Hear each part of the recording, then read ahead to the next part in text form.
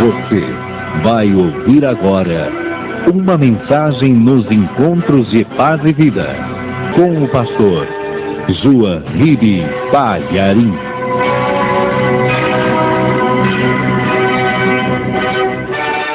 Primeiro João, capítulo 2, versículo 1. Acharam? Vamos ler? Está escrito assim: meus filhinhos, estas coisas vos escrevo para que não pequeis. E se alguém pecar, temos um advogado para com o Pai, Jesus Cristo, o justo. Você crê na palavra de Deus? Então desocupe as suas mãos e vamos dar a melhor salva de palmas para a palavra de Deus. Vamos aplaudir muito e glorificar a Deus. Vamos aplaudir e glorificar e dizer: santo, santo, santo é o seu nome. Glória, glória, glória ao seu nome. Mas diga bem alto, igreja. Isso, glorifica a Deus. Senhor, envia a tua palavra agora. Fala a cada vida, fala a cada pessoa neste lugar. Fala através do rádio. Confirme a tua bênção, ó Deus, em nome de Jesus. Amém. Diga amém, Jesus. A igreja pode sentar. Quem quiser pega caneta e papel, porque o que eu vou te passar agora vai ser muito rápido, mas é muito importante que você saiba disso. As leis do tribunal de Deus são mais duras, mais rigorosas e mais severas do que o tribunal dos homens. Eu vou te dar um exemplo. Veja comigo em São Mateus capítulo 5, versículo 21, o que Jesus disse: ouvistes que foi dito aos antigos: não matarás. Mas qualquer que matar será réu de juízo. Eu, porém, vos digo que qualquer que, sem motivo, se encolerizar contra seu irmão, será réu de juízo. E qualquer que disser a seu irmão: raca, será réu do sinédrio.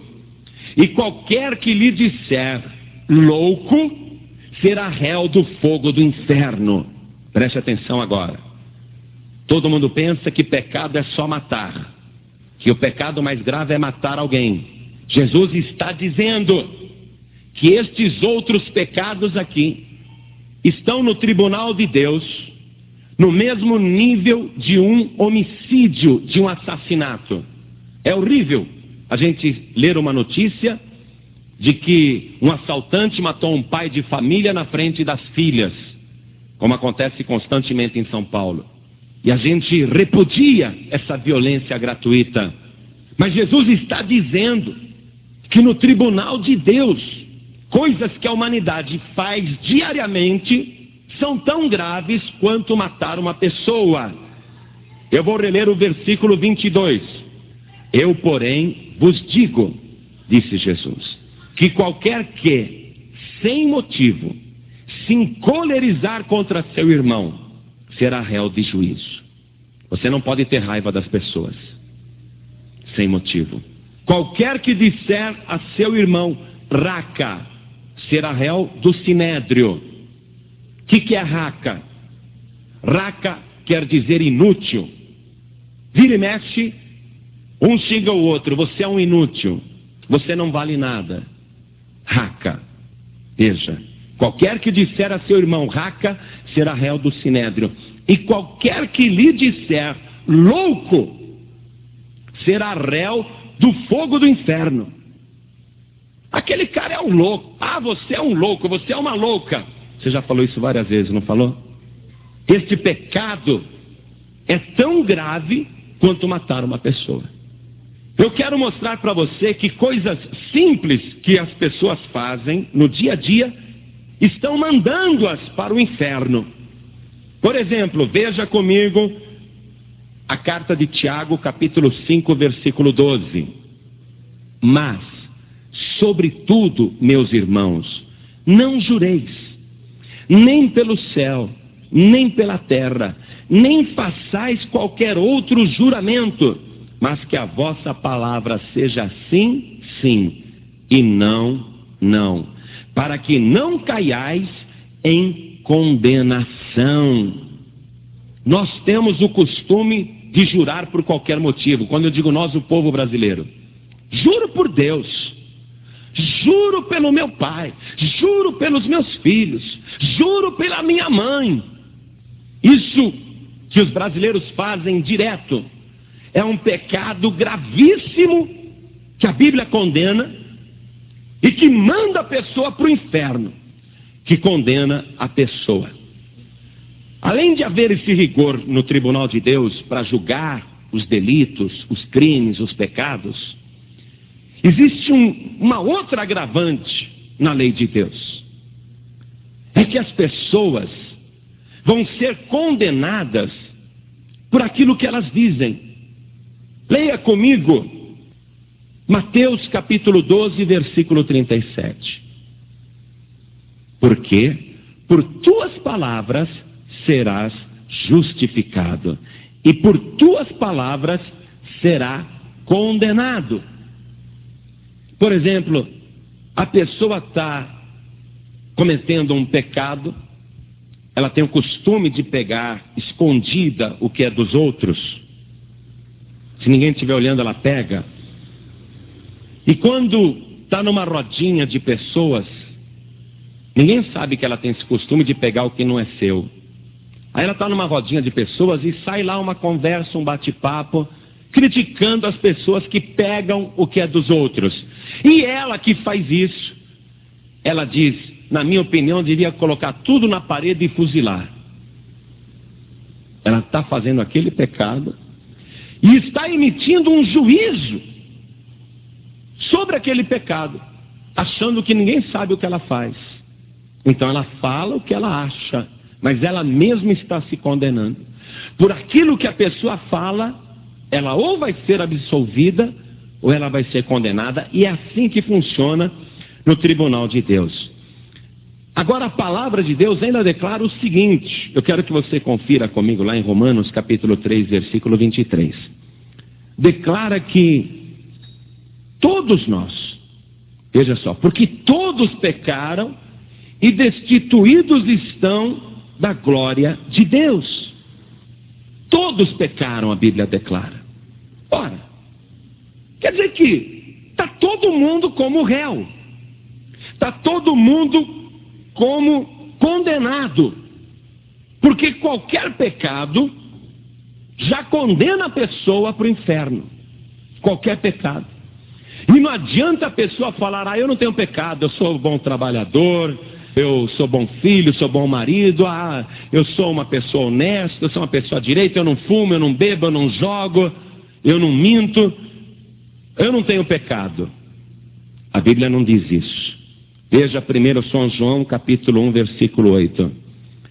Se dissermos que não temos pecado, enganamo-nos a nós mesmos e não há verdade em nós. Quer dizer que não existe uma só pessoa que esteja livre do tribunal de Deus, onde a lei é aplicada com rigor, o juiz é severo, ele não vai pela cara de coitadinho da pessoa, ele não fica com pena nem do pobre e nem também condena o rico, ele julga com justiça. O justo juiz, ele não se impressiona com a figura do réu. Uma vez eu estava conversando com um amigo, encontrei com ele numa segunda-feira. Falei, rapaz, olhei assim para ele, para a aparência dele, sempre tinha visto ele bem vestido, bem barbeado, sempre tinha visto ele bem limpinho, sapato brilhando. Olhei para ele, ele estava mal vestido, barba por fazer, cabelo tudo sujo, despenteado, uma camisa velha, suja, pequena para ele, com os botões tudo esgarçado. Eu olhei para ele e falei assim, rapaz, você está péssimo. O que aconteceu com você? Ele falou, não, pastor, isso é um disfarce. É que hoje eu vou ter uma audiência no tribunal, eu vou vestido desse jeito para o juiz ficar com pena de mim. Tem gente que na hora que vai para a audiência, coloca a pior roupa que tem, o pior sapato que tem, para o juiz ficar com pena. E um juiz pode até se compadecer pela aparência da pessoa. Mas no tribunal de Deus, Deus não se impressiona com esses truques. Deus, ele não olha para a velhinha e fala, coitadinha, é uma velhinha, tadinha. Não. Deus não olha para o adolescente de 16, 17 anos e fala, coitadinha, é tão inocente. Deus não vai nessa, não. Deus, ele olha profundamente a pessoa e ele vê o que a pessoa é realmente. Então é por isso que ele julga com justiça. E veja o que disse o Senhor Jesus. Você que está achando que Jesus é muito bonzinho, veja o que disse o Senhor Jesus em São Mateus capítulo 23, versículo 33. Leia. Eu faço questão que você leia. Jesus não vai mandar ninguém para o inferno, não. Jesus é amor, Jesus é bonzinho. Leia São Mateus capítulo 23, versículo 33. Olha o que Jesus diz: serpentes, raça de víboras, como escapareis da condenação do inferno? Você viu que a coisa é grave? Você está chamando os outros de louco, inútil, incompetente. Você está jurando toda hora, juro por Deus, juro pela minha vida, pela minha mãe, pelo meu filho, pelo meu pai, juro pela minha vida, juro por tudo que é mais sagrado. Você já está condenado. Raça de víboras, disse Jesus. Serpentes, comparou o pecador com a pior criatura que existe na Bíblia. Comparou a pessoa com o próprio diabo, a serpente original.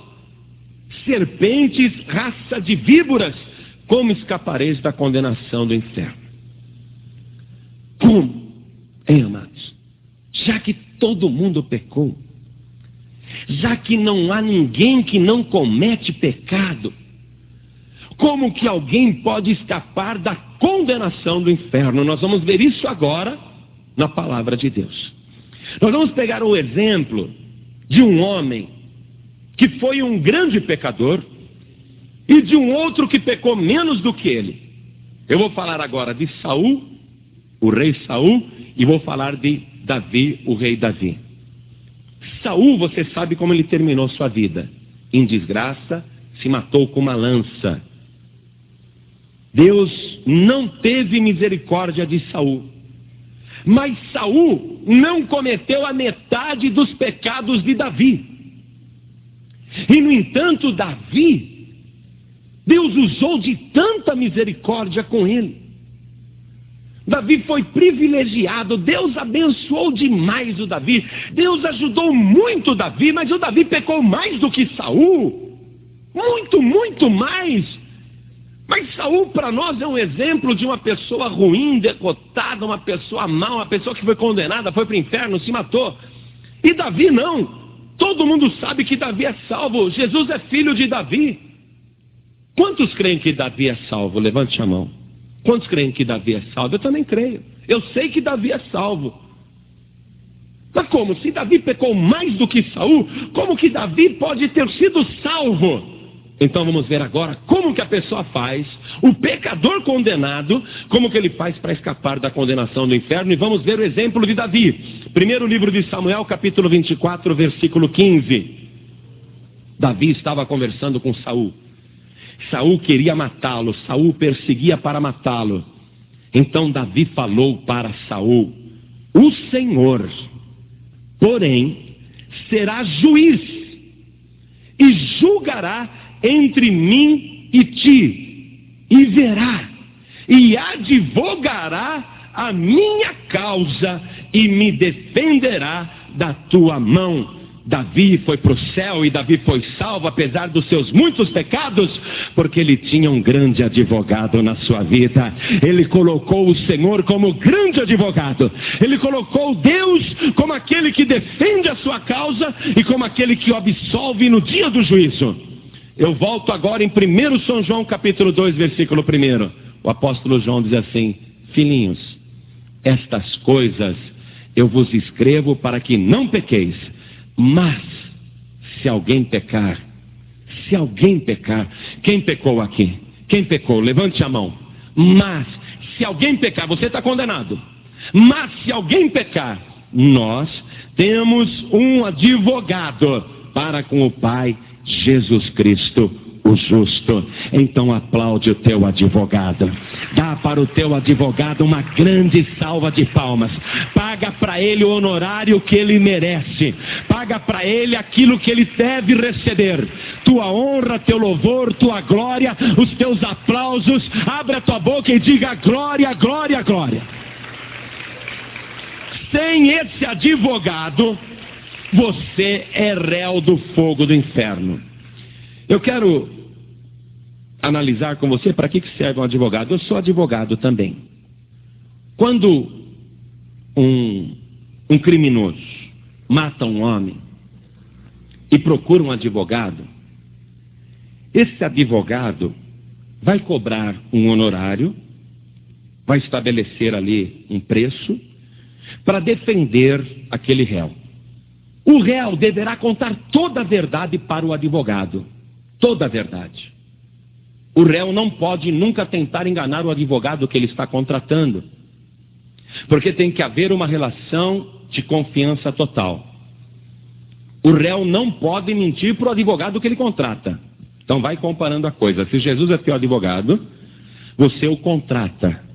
E você tem que haver com esse advogado uma relação de total confiança. E você não pode esconder do advogado o que você fez. Então entra um cliente no escritório do advogado, ele quer contratar o advogado. Estou sendo acusado de ter matado um homem.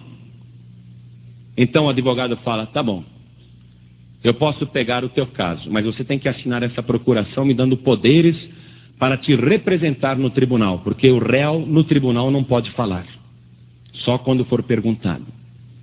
Então o acusado assina uma procuração e a partir daí é estabelecido o advogado. Esse advogado vai saber agora com detalhes de tudo o que aconteceu e o réu, o acusado, não pode mentir. E o que acontece geralmente é o seguinte: o réu diz para o advogado, eu matei sim, eu matei. Mas agora esse advogado foi contratado para defender o acusado.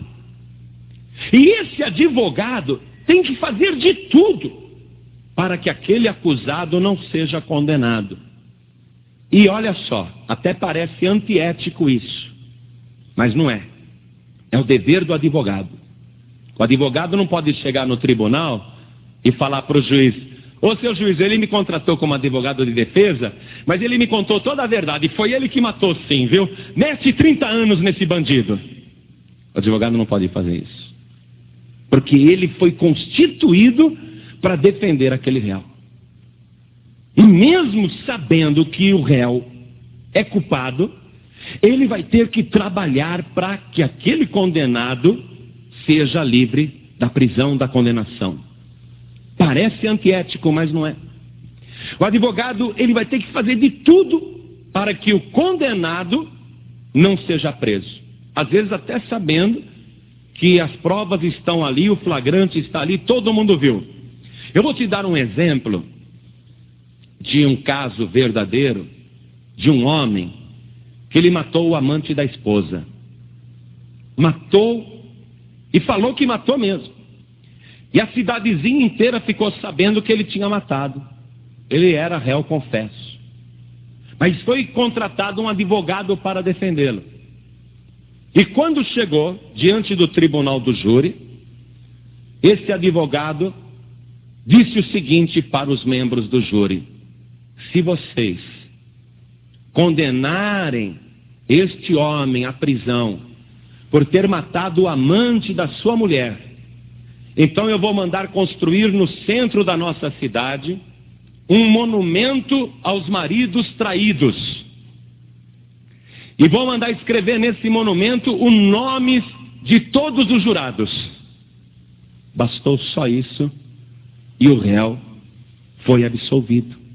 Não foi preso, não foi condenado, apesar dele ser culpado. Quando você constitui Jesus como advogado, será que é diferente?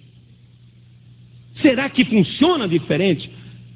Você viu aquela passagem bíblica da mulher adúltera? Ela foi pega no próprio ato, adulterando, foi flagrante. O que dizia a lei daquela época? Que tais mulheres deveriam ser apedrejadas. Mas aquela mulher foi jogada aos pés do Senhor Jesus. Jesus agora foi constituído como seu advogado. Vamos ver como é que Jesus agiu? Você conhece a história. Os membros lá do júri estão dizendo: a lei manda apedrejá-la, estamos com as pedras na mão para executar a sentença. Tu, pois, o que dizes? Jesus se agachou no chão e ficou escrevendo. E os acusadores dizendo: mas foi pega em flagrante, é culpada. A lei nos dá autoridade para apedrejá-la agora. Tu, pois, o que dizes? Vamos lá. São João capítulo 8, versículo 7. Acompanhe comigo. E, como insistissem, perguntando-lhe, endireitou-se e disse-lhes: aquele que dentre vós está sem pecado, seja o primeiro que atire pedra contra ela. Aí o Senhor Jesus se agachou e continuou escrevendo e ficou ao lado da mulher. Ficou junto dela. É como se Jesus dissesse: se vocês atirarem a pedra, antes de acertar nela, a pedra vai acertar em mim. Quem dentre vós está sem pecado, atire a primeira pedra. E ele abaixou no chão e continuou escrevendo. A mulher o tempo todo não disse uma única palavra, porque o réu não pode falar no julgamento. Mas nos diz o Evangelho que desde os mais velhos até os mais novos, todos eles foram largando as pedras e todos se retiraram. Aí Jesus Cristo olhou para a mulher e disse: mulher, onde estão os teus acusadores? E ela levantou a cabeça, olhou em volta, não tinha ninguém. E ele disse: ninguém te condenou? A mulher: ninguém, Senhor, ninguém me atirou nenhuma pedra, ninguém me condenou. Jesus disse para ela: eu também não te condeno, vai e não peques mais. Esse é o nosso advogado. Mesmo sabendo que nós somos culpados, ele nos defende até o final. E ele não larga a nossa causa enquanto não formos absolvidos. Por isso que ele é o advogado dos advogados. Agora, eu quero avançar um pouquinho com você, que está me ouvindo, para ver como é que funciona o tribunal aqui na terra, porque no céu é muito semelhante. Todas as cidades brasileiras que têm mais de 100 mil habitantes, o juiz presidente do tribunal do júri, ele anualmente, uma vez por ano, ele escolhe de 300 a 500 cidadãos que durante aquele ano serão convocados para o tribunal do júri para julgar essas causas. Então, ele faz aquela relação e uma vez por mês, ele vai e ele escolhe 21 jurados. É feito um sorteio. E são separados 21 jurados. E são convocados para aquela sessão para julgar determinado crime. Tem que comparecer no mínimo 15 convocados para o júri. Se estiverem os 15 lá, ele dá início à sessão. E ele então sorteia mais uma vez 7 jurados. 7 é o número da perfeição divina. Ele sorteia 7 jurados, e aqueles 7 jurados são convocados a julgar a causa daquele réu de acordo com a sua consciência e de acordo com os ditames da lei. Eles têm que fazer um juramento de julgar segundo a sua consciência e de acordo com a lei. Então o juiz, depois de haver comprometido os jurados que vão decidir aquele caso, ele começa a qualificar o réu. Ele diz o nome claramente do réu. Ele diz claramente do que o réu está sendo acusado. Ele faz um relatório do processo. Resume o processo. Estamos aqui para julgar esse caso, ele escreve tudo lá. Aí ele começa a chamar as testemunhas de acusação e as testemunhas de defesa. Depois ele chama o advogado de acusação. E o advogado de acusação chega geralmente ao promotor pago pelo Estado, pelo governo. O promotor chega e descasca o réu. que ele não presta, que ele é um assassino, que ele é um homicida, que ele é um drogado, que ele fez isso, e começa a levantar todas as provas, e ele começa a falar com os 7 do júri. Começa a falar com os 7 do júri tudo que aquele acusado fez e foi provado no inquérito. Ele levanta todas as provas e ele vai pedindo a condenação daquele réu. Nessa hora, os jurados olham para o réu que está sentado e fica já com raiva do cara. Miserável bandido. Esse eu vou meter 30 anos nele. Olha a cara do mau elemento. Olha, os jurados já estão aqui analisando o camarada. E o advogado da acusação, o promotor está descascando, está provando tudo. Como é que fica o réu nessa hora? O réu fica desse tamanho, é ou não é? Aí entra a vez do advogado de defesa. O advogado de defesa, ele vai ter que falar de uma tal maneira para convencer aqueles 7 a votarem a favor da absolvição do réu. Pode ser que, por exemplo, a votação fique 4-3, o réu é absolvido. Ele tem que convencer a absolver aquele réu, porque ele foi constituído para isso. Ele é o advogado daquele réu. Então ele vai usar toda a argumentação possível e ele vai fazer uso da palavra. Ele vai procurar impressionar o júri com a palavra. E é lógico, o advogado de defesa, ele tem que ter uma boa apresentação. Você pega um advogado mal vestido, mal barbeado. Vamos dizer assim, pega um advogado mal encarado, eu não vou nem dizer feio, mal encarado. Um advogado de defesa mal encarado, ele começa a falar bem do réu, ninguém acredita, é verdade ou não é? Mas escolhe um advogado de defesa bonito, bem barbeado, bem vestido, educado, e põe ele para falar bem daquele réu. Ninguém mais vai ficar olhando para o réu, vão ficar olhando para o advogado. A presença do advogado influencia muito, porque o júri foi convocado pelo juiz para julgar segundo a consciência e segundo o processo. Quer dizer que a consciência agora pesa muito. E havendo um advogado bem apresentado, um advogado simpático, um advogado que transmita aquela impressão de honestidade, de pureza, de clareza, é lógico que isso vai influenciar o júri. E depois vai ser feita a votação. Se você colocar um advogado mal encarado, que parece mais bandido do que o réu não tem a menor chance, é verdade ou não é? Coitado dos advogados mal encarados, né? Ninguém vai querer contratar mais. Mas é lógico que isso ajuda. É lógico que isso ajuda o réu. Agora você transporta tudo isso para o reino de Deus, para o dia final do juízo, onde irão comparecer todos os réus, ou seja, toda a humanidade.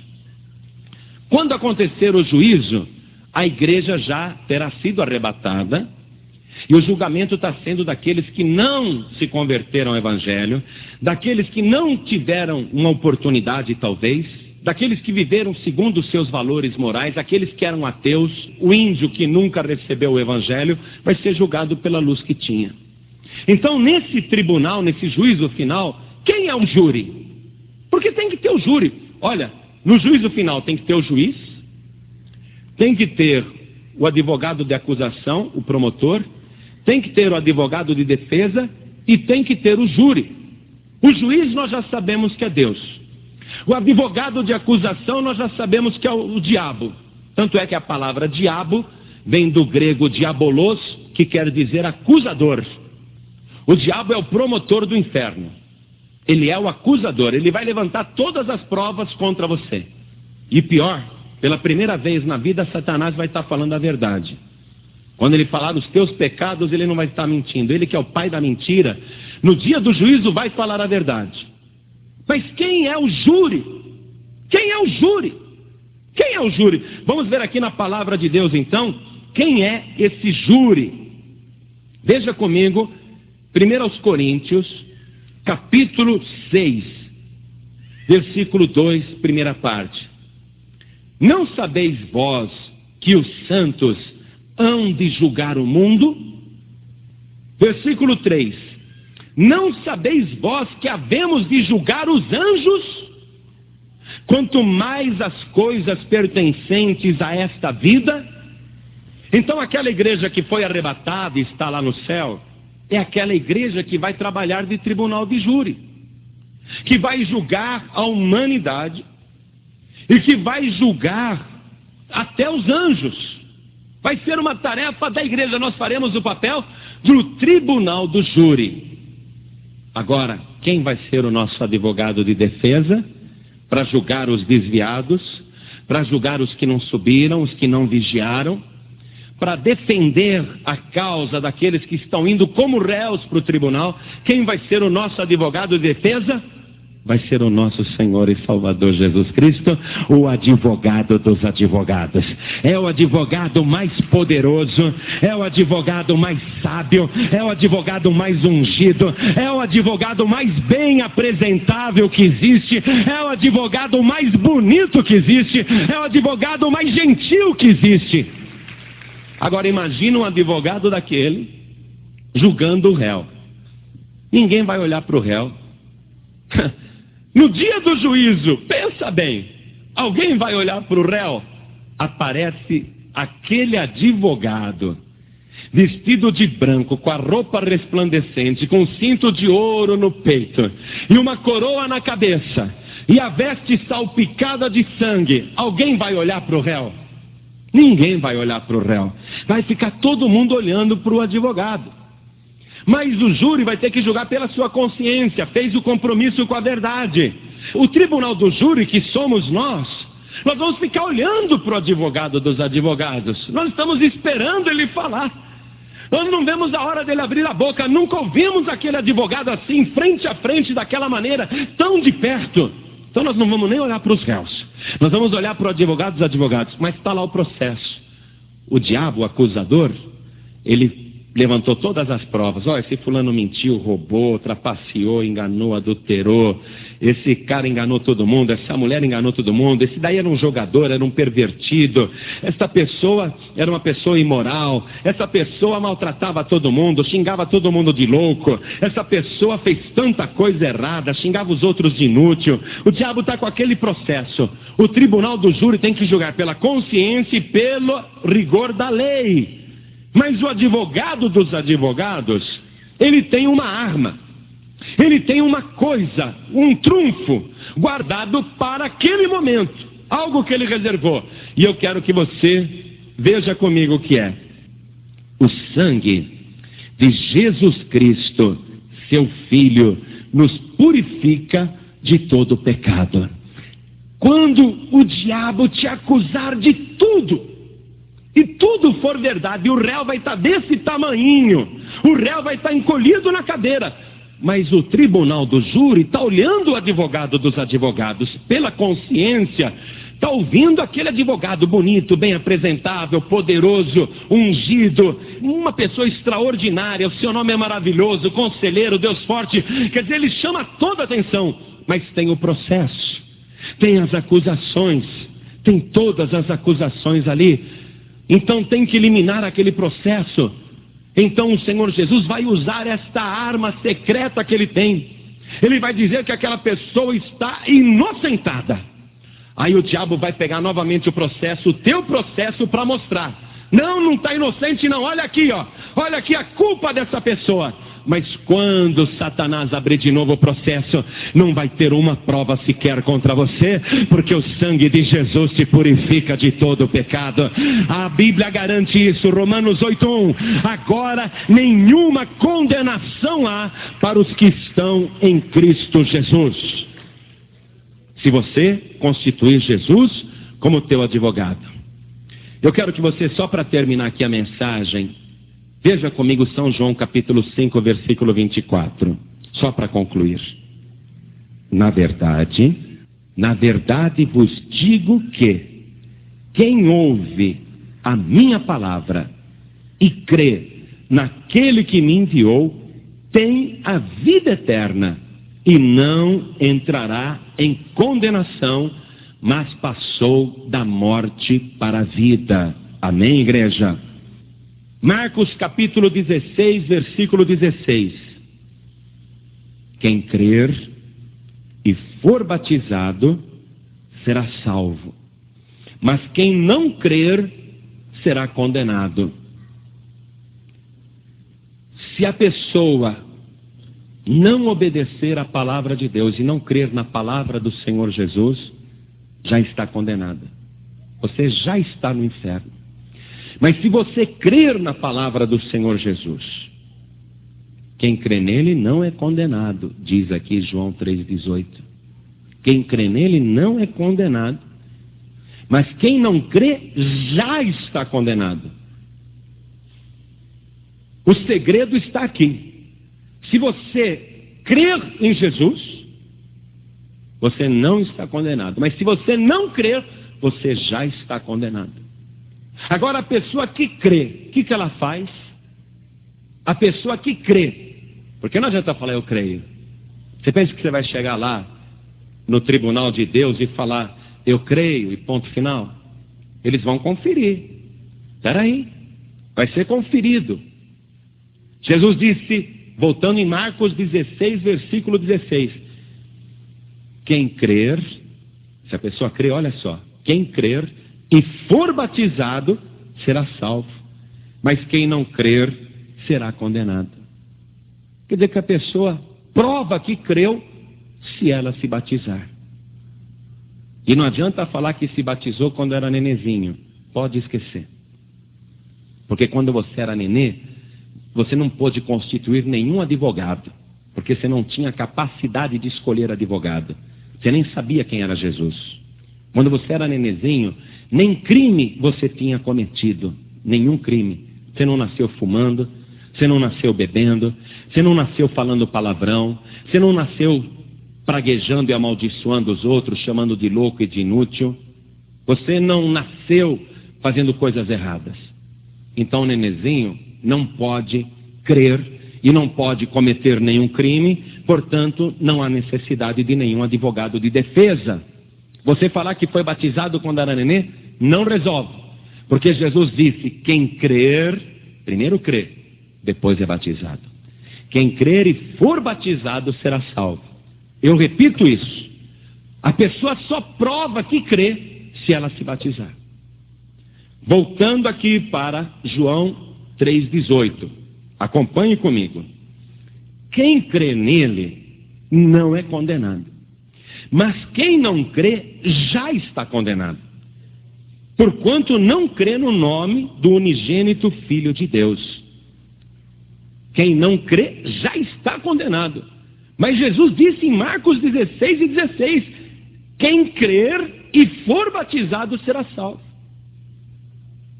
A pessoa prova que crê quando ela vai se batizar. Quando ela declara, eu vou me batizar. Amém, igreja?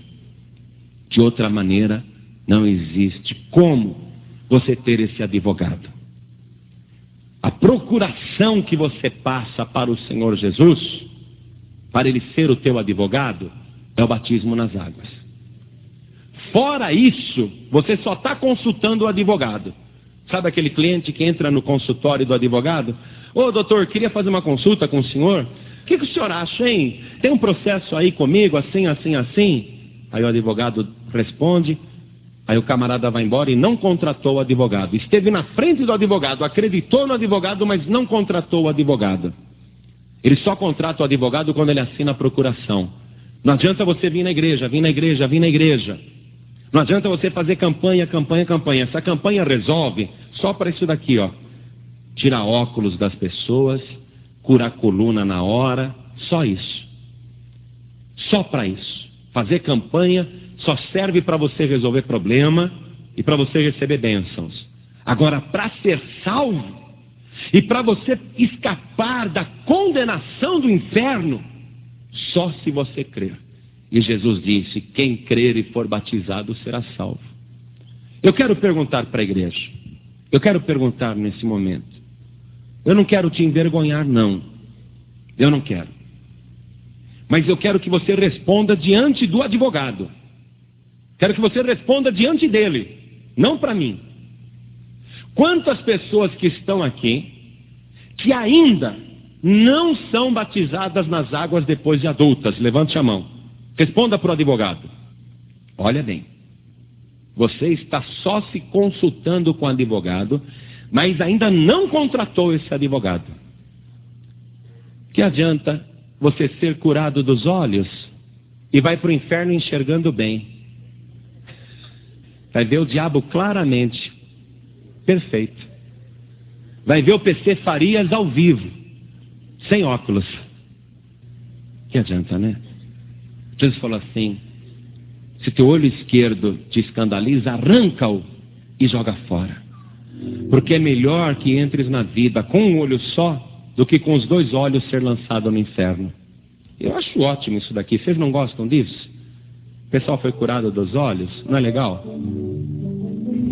Que adianta ir para o inferno enxergando bem? Você tem que se batizar. Tem que se batizar. Tá certo? Você só contrata esse advogado, amados. Você só contrata este advogado se você falar: eu vou me batizar, e no próximo batismo eu vou descer as águas. E daqui a uns 40 dias, mais ou menos, 50 dias, vai ter o batismo nas águas. Mas eu quero esse compromisso já. Você tem que estabelecer agora esse advogado. Contratar agora. Para de consultar o advogado. Já consultou muito. Já bateu muito papo com ele. Ele já deu muita atenção para você. Agora você tem que decidir. Quantos que ainda não são batizados nas águas, depois de adultos, querem contratar o advogado Jesus Cristo através do batismo? Levante a mão direita para cima bem alto. Ergue bem alto a sua mão. Os que vão contratar o advogado de verdade. Oh glória. Vamos aplaudir o Senhor Jesus. Agora todos vocês que ergueram as mãos, vem aqui para frente comigo. Vem para cá. Vem para cá.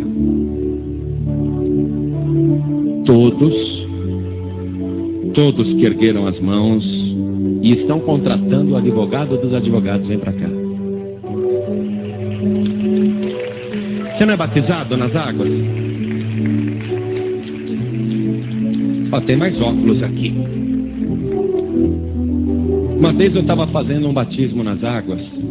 Você vê, o moço da cadeira de roda ainda não é batizado nas águas. Uma vez eu estava fazendo um batismo nas águas e tinha um homem paralítico, com muletas. E ele não era batizado. A gente já tinha orado para ele e ele não tinha andado sem as muletas. Faltava alguma coisa nele. Faltava. Porque, amados, eu vou garantir para você o seguinte: o defeito não está em Deus. O defeito não está em Deus, nem na sua palavra. O defeito está na própria pessoa. Aquele paralítico com muletas, a gente já tinha orado por ele e ele não tinha largado as muletas não, mas chegou no dia do batismo e ele estava lá, com as muletas. Falei: rapaz, em nome de Jesus, larga essas muletas e entra aqui na água. E largou as muletas e entrou na água. Viu? Largou as muletas e entrou na água, foi curado. Porque você tem que pôr esse advogado na tua vida. Igreja, olha só quantas pessoas estão garantidas no dia do juízo com o advogado dos advogados. Olha quanta gente escapou da condenação. Eu te garanto, amados, vocês escaparam, amém? Então ajoelha comigo aqui na frente. Coloque a mão direita sobre o teu coração. A igreja estende as mãos na direção dessas pessoas. Eu gosto de ver coluna curada, eu gosto de ver olho curado na hora. Eu gosto. Mas eu gosto mais de ver esse milagre aqui. Amém, igreja? Quem gosta mais desse milagre que está aqui na frente? Esse é o milagre da salvação pela fé. Esse é o milagre. É essa fé que você está tendo é que te salva. Você entendeu? Essa fé. Tanto é que Jesus disse: quem crer e for batizado será salvo. A pessoa só se batiza porque tem fé. Se ela não tem fé, ela não se batiza e não é salva. Então, com a mão direita sobre o teu coração, ora assim comigo: meu Deus e meu Pai, meu Deus poderoso, meu Deus amado, a minha decisão é esta: no próximo batismo eu vou descer as águas e lavar os meus pecados e apagar todas as provas contra a minha vida. Eu vou me purificar pelo sangue de Jesus. E a partir de agora, nenhuma condenação há sobre a minha vida, porque eu estou em Cristo Jesus. Meu Deus amado, meu Deus querido, confirma agora a minha decisão e escreve o meu nome no livro da vida e garante agora a minha salvação para sempre. Você acabou de ouvir uma mensagem nos Encontros de Paz e Vida com o pastor João Ribe Palharim. Participe você também dos Encontros de Paz e Vida, às 8 horas da manhã, às 3 horas da tarde e às 7 horas da noite. Comunidade Cristã Paz e Vida, lugar de gente feliz.